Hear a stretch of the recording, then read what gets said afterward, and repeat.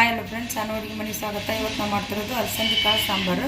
ಇದು ಫಸ್ಟ್ ಕುಕ್ಕರ್ಗೆ ಹಾಕ್ಕೊಂಡು 5 ರಿಂದ 6 ಸೀಟಿ ಮಾಡಿಸ್ಬೇಕು ರೀ. ಇದು ಕುಕ್ಕರ್ನಾಗ ಹಾಕಿ ಒಂದು 2 ಸಲ ತೊಳಿಬೇಕು ರೀ. ಇದನ್ನು ಒಂದು 2 ಗ್ಲಾಸ್ ನೀರು ಹಾಕ್ಬೇಕು ರೀ.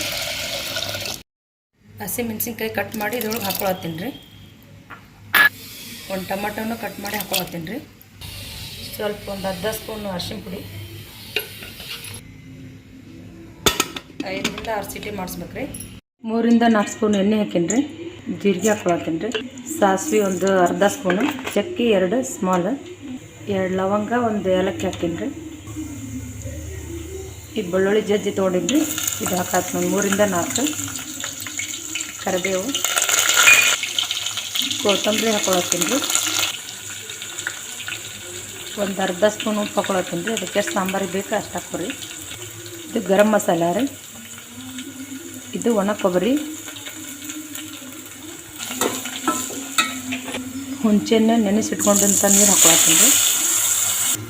ಅಲಸಂದಿ ಎಲ್ಲ ನೀರು ಹಾಕ್ಕೊಂಡು ಇಟ್ಕೊಂಡಿಲ್ರಿ, ಅದು ಹಾಕ್ಕೊಂಬಿಡ್ರಿ. ಒಂದು ಕುದಿ ಬಂದ್ರೆ ರೆಡಿ ಆಗ್ತೈತೆ ರೀ. ಇದು ಸಾಂಬಾರು ರೆಡಿ ಆಗೈತೆ ನೋಡಿರಿ, ತೆಗೆದುಬಿಡೋಣ್ರಿ. ಅಲಸಂದಿ ಸಾಂಬಾರು ರೆಡಿ ಆಗೈತೆ ನೋಡಿರಿ. ಲೈಕ್ ಮಾಡಿ, ಶೇರ್ ಮಾಡಿ, ಸಬ್ಸ್ಕ್ರೈಬ್ ಮಾಡಿ. ನೀವು ಒಂದು ಸಲ ಮಾಡಿ ನೋಡಿರಿ.